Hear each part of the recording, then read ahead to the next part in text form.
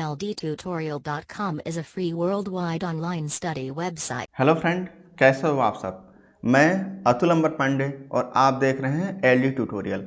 आज के हम सेक्शन में बात करते हैं नोटपैड के बारे में कि बेसिकली नोटपैड क्या होता है और हम इसका यूज़ क्यों करते हैं। और नोटपैड सीखने से पहले मैं आपको एक और बात बता दूं कि नोटपैड काफ़ी इम्पोर्टेंट सॉफ्टवेयर है। आप इसको अगर आप लाइफ में आगे और भी आप सॉफ्टवेयर सीखना चाहते हो तो नोटपैड को बढ़िया से सीखना, क्योंकि अगर आप नोटपैड अच्छे से सीख गए तो लाइफ का हर सॉफ्टवेयर आपके लिए थोड़ा सा आसान हो जाएगा, क्योंकि एक बेसिक है, एक बेस है, एक बेस तैयार करता है जिस पर आप फ्यूचर में आने वाले अलग अलग सॉफ्टवेयर को आसानी से सीख पाते हो। और जितना भी इसमें ऑप्शन होता है वो लाइफ का हर सॉफ्टवेयर मिलेंगे, जितना इसमें शॉर्टकट होता है लाइफ के हर सॉफ्टवेयर मिलेंगे। इसलिए आप नोटपैड को काफ़ी अच्छे से सीखना, और इसमें जो जो भी कॉम्पिटिटिव एग्जाम में क्वेश्चन आएंगे हम साथ साथ वो भी कवर कर लेंगे। तो चलिए सबसे पहले हम ये देख लेते हैं कि नोटपैड क्या होता है। तो बेसिकली नोटपैड जो है एक तरह का एप्लीकेशन सॉफ्टवेयर है। आप इसको टेक्स्ट एडिटर भी कह सकते हो। टेक्स्ट एडिटर क्यों कह सकते हो? क्योंकि इसमें हम कुछ लिख सकते हैं, तो जो भी जैसे रफ कॉपी पर आप कुछ लिख देते हो वैसे हम इसमें कुछ भी लिख सकते हैं और लिख कर सेव कर सकते हैं। तो यह एक तरह का टेक्स्ट एडिटर भी हुआ। ये भी मल्टीपल्स एग्जाम्स में जो कम्पिटिटिव एग्जाम उसमें क्वेश्चन आ जाता है कि नोटपैड किस तरह का सॉफ्टवेयर है। तो ये एक एप्लीकेशन सॉफ्टवेयर है, एक टेक्स्ट एडिटर है। इसका प्रयोग हम कुछ लिखने के लिए करते हैं, जैसे रफ कॉपी वगैरह में कुछ लिख लेते हो वैसा प्रयोग इसमें लिखने के लिए करते हो। साथ साथ इसमें जैसे HTML फाइल्स भी लिख सकते हैं जो वेबसाइट डेवलपिंग के लिए यूज़ होता है, और सी प्रोग्रामिंग वगैरह भी, मतलब लैंग्वेजेस भी इसमें लिख सकते हैं और लिख कर सेव कर सकते हैं। तो बहुत तरीके के लिए नोटपैड, बहुत कामों के लिए नोटपैड यूज़ होता है।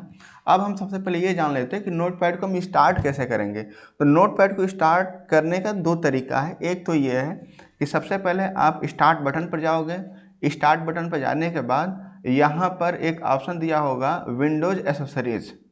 तो आप विंडोज़ एसेसरीज में जाओगे, जैसे यहाँ पर दिया है ना विंडोज़ एसेसरीज। तो पहले यहाँ पर स्टार्ट बटन पर जाना है। स्टार्ट बटन पर जाने के बाद यहाँ पर विंडोज़ एसेसरीज लिखा होगा, आपको विंडोज़ एसेसरीज में जाना है। अब देखो यहाँ पर विंडोज़ एसेसरीज लिखा हुआ है, इस पर जाना है। अगर आप विंडोज़ 7 चला रहे हो तो यहाँ पर केवल एसेसरीज दिया होता है।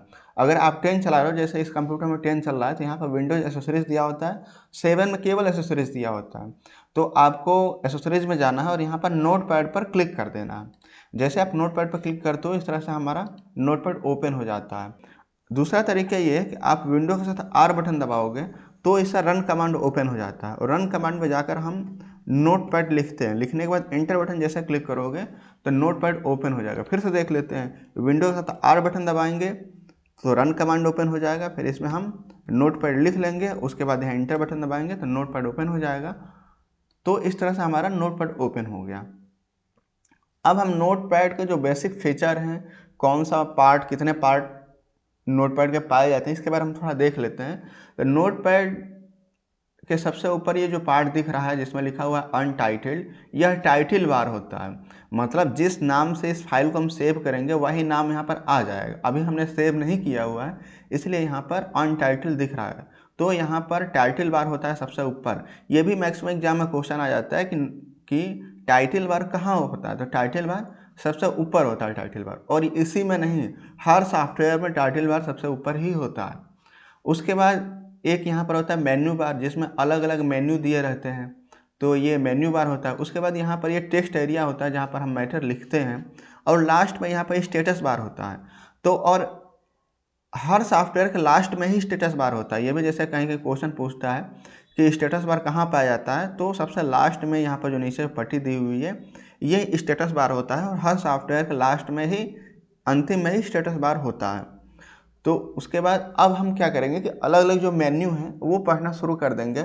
जैसे सबसे पहले फाइल मेन्यू का आज हम लोग पढ़ेंगे। फाइल मेन्यू क्या होता है, तो इसमें आप ये समझोगे कि फाइल मेन्यू क्या है। जैसे फाइल से संबंधित जो भी काम करना होता है, जैसे मान लो कि किसी फाइल को सेव करना हो गया, किसी फाइल को नया फाइल ओपन करना हो गया, पहले फाइल जो बनी उसको ओपन करना होगा, मतलब फाइल से संबंधित जो भी काम होगा हम फाइल मेन्यू से करेंगे। एक चीज़ मैं और आपको इम्पोर्टेंट बता दूं कि जो भी मेन्यू है, हर मेन्यू को हम एल्ट बटन जैसे क्लिक करेंगे। एल्ट बटन जैसे ही क्लिक किए हुए हैं सभी मेन्यू के नीचे यहाँ पर आप देखोगे एक डॉट बन गई है, एक लाइन बन गई है। तो ये डॉट लाइन क्या काम करता है, जैसे एल्ट बटन दबाएंगे लाइन आ जाएगी, एक बार और क्लिक करो तो हट जाएगा। जैसे एल्ट बटन दबाओ, देखो सबके नीचे यहाँ पर लाइन आ गई। लाइन का क्या मतलब है कि जिसके नीचे लाइन आ गई, एल्ट बटन के साथ वो की प्रेस करोगे तो वो ऑप्शन ओपन हो जाएगा। जैसा मान लो कि यहाँ फाइल मेनू एफ के नीचे लाइन बन गई, एडिट में ई के नीचे लाइन बनेगी, फॉर्मेट में ओ के नीचे लाइन है। इसका मतलब क्या है कि एल्ट बटन के साथ आप अगर एफ बटन दबाते हो तो ये फाइल मेन्यू ओपन हो जा रही है। तो एल्ट बटन के साथ एफ बटन दबाओगे तो फाइल मेन्यू ओपन हो जाएगी। एल्ट प्लस एफ कह सकते हो कि फाइल मेन्यू का शॉर्टकट है, और नहीं तो आप यहाँ से फाइल में जाकर क्लिक करोगे तब भी हम ऐसे यूज कर सकते हैं, नहीं तो एल्ट के साथ एफ का भी प्रयोग कर सकते हैं। अब हम फाइल मेन्यू में देखते हैं क्या क्या ऑप्शन पाए जाते हैं। तो फाइल मेन्यू सबसे पहले हम सीखेंगे सेव कैसे करते हैं डॉक्यूमेंट को। और आप यहाँ पर देखोगे जैसे हमने फाइल मेन्यू पर क्लिक किया, यहाँ पर बहुत सारे ऑप्शन आ गए, और इस ऑप्शन के बगल में यहाँ पर इसका शॉर्टकट लिखा होता है। जैसे मान लो यहाँ पर हमने फाइल पर क्लिक किया, सेव आ गया, सेव के सामने क्या लिखा है, कंट्रोल प्लस एस।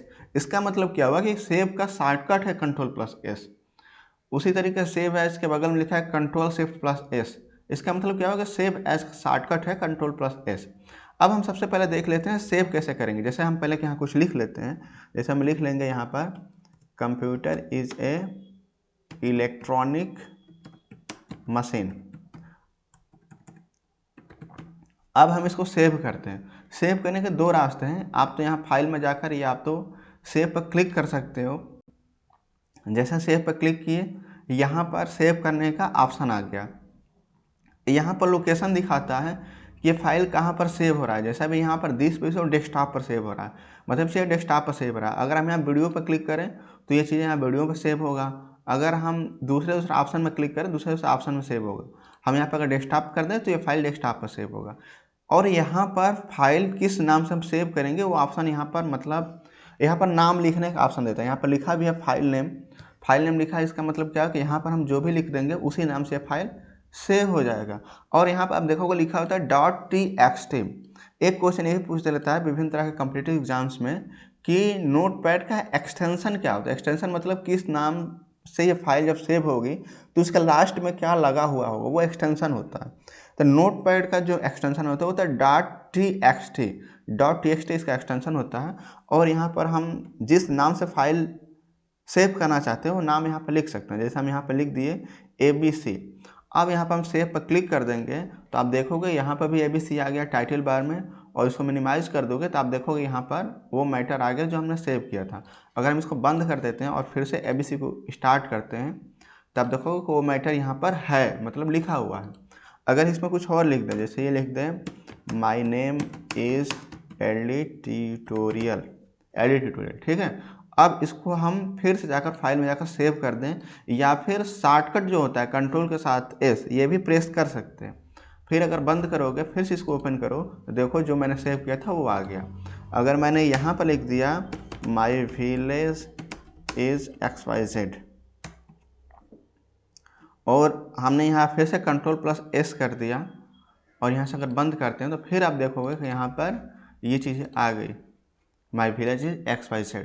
मतलब मैं कुछ भी लिखूँ, लिखने के बाद कंट्रोल के साथ एस बटन दबाऊँ या फिर फाइल में जाकर हम इसको सेव पर क्लिक करूँ तो ये मैटर सेव हो जाता है। और इसके उल्टा भी काम करता है। जैसे मान लो अगर मैं कुछ चीज़ें हटा दूँ, जैसे मान लो इतना मैं अगर हटा दूँ, इतना क्लिक करके सेलेक्ट करके मैं बैक स्पेस करता हूँ, इतना मैटर हट गया।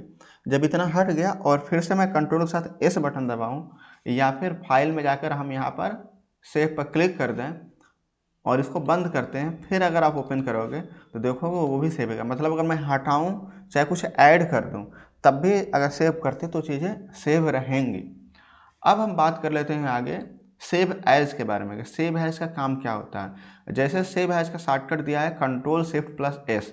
इसका मतलब क्या हो कि या तो हम जाकर सेव एज पर क्लिक करें और नहीं तो कंट्रोल शिफ्ट प्लस एस पर क्लिक करें।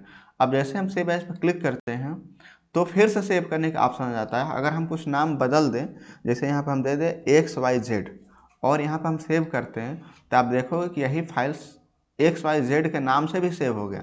मतलब सेम फाइल दो नाम से सेव हो गई, एक नाम है ABC और एक नाम हो गया XYZ। इसका मतलब क्या हुआ कि सेव एज का काम क्या है, पहले हम ये समझ लेते हैं। सेव एज का काम क्या है कि जो फाइल हम सेव कर चुके हैं उस फाइल को अगर हम दोबारा किसी और नाम से सेव करना चाहें तो हम सेव एज का प्रयोग करते हैं। मान लो कि हमने किसी भी फाइल को हमने सेव कर दिया और उसी फाइल को किसी दूसरे नाम से सेव करना हो तब हम सेव एज का प्रयोग करते हैं। जैसे मैं इसी फाइल को XYZ नाम से सेव हो गया, अगर हम इसी फाइल को फिर से सेव करना चाहें सेव एज के द्वारा तो हम कोई और नाम दे सकते हैं। जैसे यहाँ पे दे दिए PQ दे दिए और सेव पर जैसे क्लिक किए, इंटर बटन दबाए तो PQ नाम सेव होगा। आप देखोगे सेम फाइल 3 नाम से सेव हो गई, एक ABC नाम से सेम चीज़ें हैं, PQ के नाम से सेम चीज़ें हैं। इसका मतलब क्या हुआ कि हमने जिस नाम से हम फाइल एक बार सेव कर चुके हैं, अगर हमें किसी दूसरे नाम से फाइल सेव करनी हो तो हम सेव एज का प्रयोग करेंगे। अब हम बात कर लेते हैं ओपन के बारे में कि ओपन से क्या होता है। ओपन का शॉर्टकट होता है Ctrl+O। इसका मतलब ये है कि आप या तो जाकर ओपन पर क्लिक करो और नहीं तो कंट्रोल के साथ O बटन प्रेस करो। तो हमने यहाँ पर ओपन पर क्लिक कर दिया तो इससे क्या होता है कि जो फाइल पहले से बनी बनाई है वो हम ओपन कर सकते हैं। जैसे यहाँ से बनी बनाई हेलो बॉय है, इसको हमने ओपन किया तो ये फाइल ओपन हो गई। मतलब अगर हम किसी दूसरे फाइल को भी ओपन करना है तो यहाँ पर कंट्रोल के साथ मतलब कंट्रोल के साथ O बटन प्रेस करते हैं या फिर ओपन पर क्लिक कर देंगे तो दूसरी फाइल ओपन हो जाएगी। ओपन का यही काम होता है कि जो पहले से फाइल बने बनाई है उसको हम ओपन कर सकते हैं।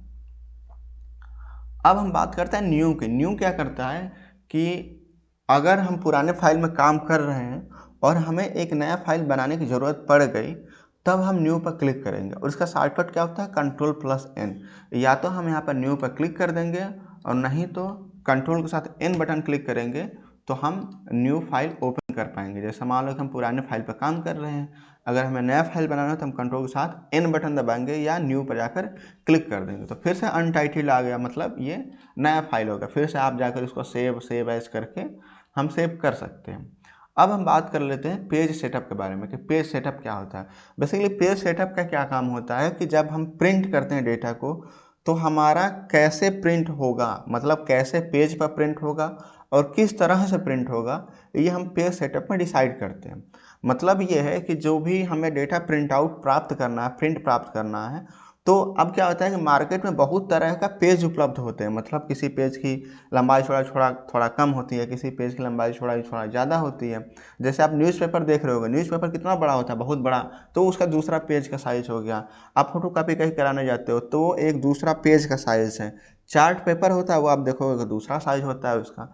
तो मतलब अलग अलग जो पेज होते हैं उनकी साइज़ अलग अलग होती है। तो हमें क्या करना है कि हमें जिस पेज पर प्रिंट आउट करना है उसी पेज पर हम डॉक्यूमेंट को बनाएंगे ताकि प्रिंट आसानी से हो पाए। तो जैसे जनरली जो फोटोकॉपी के दुकान में या अलग अलग तरीके की जहाँ पर फोटोकॉपी होती है, प्रिंट आउट होती है, वहाँ पर एक पेज लगता है A4 साइज़ का। A4 साइज़ का पेज ही हम यहाँ पर रखेंगे क्योंकि हम अगर प्रिंट करते हैं तो A4 साइज़ पर ही करेंगे। उसके बाद यहाँ पर होता है मार्जिन। मार्जिन मतलब क्या होता है कि जो भी पेज बनता है उसके किनारे किनारे पर कितना हम स्पेस छोड़ते हैं वो मार्जिन होता है। जैसे लेफ्ट में कितना स्पेस छोड़ेंगे, राइट में कितना स्पेस छोड़ेंगे, मतलब दाएं बाएं, टॉप मतलब ऊपर कितना स्पेस छोड़ेंगे यहाँ पर, और बटन मतलब यहाँ पर नीचे पे कितना स्पेस छोड़ेंगे, ये होता है मार्जिन। जैसे मान लो कि अगर हमें लेफ्ट में मान लो हमने यहाँ पर 10 कर दिया तो आप देखोगे कि यहाँ पर जो स्पेस मतलब मार्जिन है यहाँ पर बढ़ गया। अगर हम यहाँ पर 35 लिख दिए तो यहाँ पर यह मार्जिन हो गया, आप देखोगे इतना जगह छूट गया। अगर हम राइट में भी सेम काम करते हैं, जैसे राइट में 20 लिख दिए तो आप देखोगे राइट से भी यहाँ पर मार्जिन हो गया। टॉप में कुछ नहीं है, टॉप में मान लो हमने लिख दिया 35 तो टॉप में इतना मार्जिन होगा। बटन में अगर हम मार्जिन देना चाहें तो बटन में मान लो हमने लिख दिया 6 तो यहाँ पर मार्जिन होता है। मतलब जितना हम चाहें उतना किनारे किनारे स्पेस छोड़ सकते हैं, जिससे ये फायदा होता है कि जब हम प्रिंटिंग करते हैं तो पेज किनारे किनारे से कटता नहीं है। उसके बाद यहाँ पर होता है ओरिएंटेशन। ओरिएंटेशन काफ़ी इंपॉर्टेंट है, वो मैक्सिमम एग्जाम में पूछ लेता है कि ओरिएंटेशन क्या होता है और ये कितने तरीके का होता है। तो बेसिकली ओरिएंटेशन 2 तरीके के होते हैं, पोर्ट्रेट और लैंडस्केप। पोर्ट्रेट मतलब क्या होता है, जो पेज होता है लंबाई में प्रिंट होता है। अगर हम यहाँ पर लैंडस्केप कर दिए तो जो पेज होगा चौड़ाई में प्रिंट होगा। तो अगर आपको पेज लंबाई में प्रिंट करना है तो आप पोर्ट्रेट करोगे, और पेज चौड़ाई में प्रिंट करना है तो लैंडस्केप करोगे, और ओके कर दोगे तो पेज इस तरीके से सेट हो जाएगा। उसके बाद यहाँ पर एक ऑप्शन दिया हुआ है प्रिंट। प्रिंट और इसका शॉर्टकट होता है Ctrl+P। मतलब जो अगर हम डॉक्यूमेंट बना चुके हैं उस डॉक्यूमेंट को अगर हमें प्रिंट करना है तो हम कंट्रोल के साथ P बटन प्रेस करेंगे, और नहीं तो प्रिंट पर जाकर क्लिक कर देंगे। जैसे आप प्रिंट पर क्लिक करते हो तो हमारा जो भी प्रिंटर यहाँ पर अपना जो भी प्रिंटर होगा, हम अपना प्रिंटर यहाँ पर सेलेक्ट कर लेंगे और यहाँ प्रिंट पर क्लिक कर देंगे तो हमारा जो मैटर होता है वो प्रिंट होकर बाहर निकल जाएगा। और यहाँ पर एक ऑप्शन होता है एग्जिट। एग्जिट से क्या होता है कि हम एग्जिट पर क्लिक करते हैं तो ये सॉफ्टवेयर बंद हो जाता है, और इसका शॉर्टकट होता है Alt+F4। तो या तो आप जाकर यहाँ प्रिंट या फिर आप जाकर यहाँ पे एग्जिट पर क्लिक करो, देखो बंद हो गया, और नहीं तो आप Alt के साथ F4 दबाओगे तब भी ये बंद हो जाएगा। तो इस तरह से हमने आपको एडिट फाइल मेन्यू है ये हमने आपको बता दिया।